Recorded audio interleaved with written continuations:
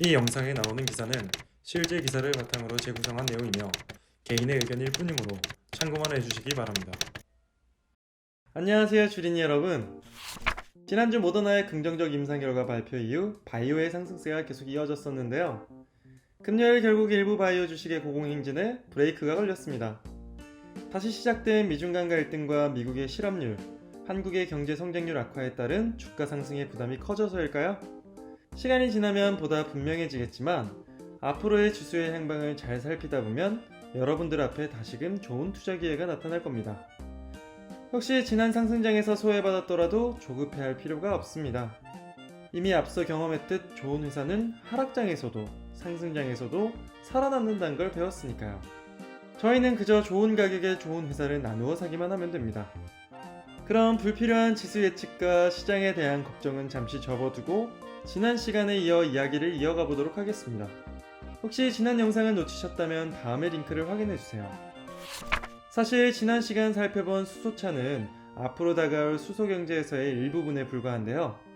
한창 주가를 올리고 있는 테슬라와 같은 전기차가 있음에도 여전히 수소차에 대한 기대가 꺼지지 않는 이유는 바로 미래의 필수 자원으로 평가받고 있는 수소에너지 때문입니다. 최근 신도시에서는 찾아보기 힘들지만 조금만 돌아다니시다 보면 어지럽게 놓인 전기선들을 보신 적이 분명 있으실 겁니다. 평상시에 너무나도 편리하게 쓰고 있는 전기. 사실 이 전기는 우리가 생활하고 있는 곳들과 꽤나 먼 거리에서 만들어지죠. 여기까진 누구나 이미 알고 있는 얘기일 겁니다. 그런데 이런 전기를 운반하고 또 생산하는 과정에서 꽤나 많은 전기들이 사라진다는 사실도 알고 계신가요? 예를 들면 원자력 발전소나 풍력, 수력 등을 활용해 만든 전기를 끌어오기 위해선 길고 긴 전선들이 필요한데 이 전선들을 지나오면 많은 전기들이 사라지게 됩니다. 뿐만 아니라 우리가 자고 있는 동안 전기를 사용하지 않더라도 각 발전소에서는 여전히 전기가 생산되고 또 버려지게 되죠. 수소에너지를 이야기하다 이 무슨 삼천포냐고요? 이제 다 왔습니다. 이 버려지고 낭비되는 전기에 대한 해결책이 바로 수소입니다. 평상시 운반 생산 중 낭비되었던 전기를 수소로 바꾸어두면 이를 통해 필요할 때 전기를 만들어내는 시기죠. 한번 상상해보세요. 지금 집에서 가스를 쓰듯이 수소를 배관으로 운반한다면 어떨까요? 이전처럼 운반 중에 전기가 낭비되는 일은 없을 겁니다.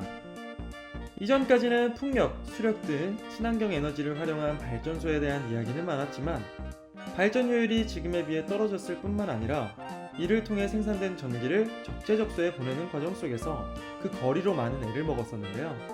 수소를 이용하면 이 문제를 해결할 수 있으니 많은 사람들이 이 수소 에너지에 관심을 가지는 건 너무나 당연하겠죠. 다음 회사들의 주가를 한번 살펴보시죠. 3월 저점 대비 어마어마한 수익률을 보여주고 있는데요. 마치 바이오 투자 광풍을 연상케 합니다. 다만 차이가 있다면 그 실체가 보다 분명하다고 할까요? 어쩜 빠른 미래에 정말 수소 경제가 다가오게 될지도 모르겠습니다. 자세한 원리까지 여러분들이 아실 필요는 없지만 앞으로 투자를 이어가실 거라면 다가올 미래 기술에 투자하는 회사들을 살펴보지 않을 수 없겠죠?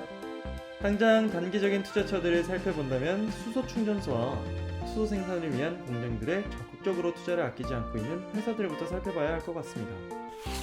가장 대표적인 기업으론 효성중공업이 있는데요. 최근 2022년까지 세계 최대 규모의 액화 수소 공장을 세운다는 계획을 세웠고 효성중공업이 직접 수소 충전소 설치에도 적극 나설 것으로 보입니다. 때마침 정부에서도 수소법 전개에 속도를 내고 있죠. 도심 수소 충전소 설치 규정부터 수소경제 육성 지원 정책까지 다양한 정책과 지원이 쏟아질 예정이니 아마 관련 투자를 이어가고 있는 회사들에게도 많은 지원이 이어지지 않을까 조심스럽게 예상해봅니다. 다만 주의하셔야 할 점은 수소경제와 관련한 많은 기업들이 이익을 내고 있지 못하다는 점입니다. 방금 전 언급드린 효성중공업과 두산퓨어셀, S퓨어셀 등 대부분의 기업들이 미래가치에 기대해 높은 주가를 형성하고 있지만 주가 대비 현 실적은 기대에 미치지 못하고 있죠. 적자를 보고 있는 기업들이 많기 때문입니다. 이전에 얘기했듯 성장주엔 다른 주식과 같은 잣대를 가져도 될 순 없지만 분명 다가올 미래를 그리는 기업들 중 무리한 투자나 방만한 경영으로 투자자에게 피해를 주는 기업들도 있을 수 있기 때문이죠. 그러기에 만약 미래 에너지에 대한 꿈을 품고 투자를 이어가실 생각이 있으시다면 각 회사의 재무와 소식에 귀를 쫑긋 여시고 꾸준히 살펴보는 습관을 들이셔야 할 것 같습니다.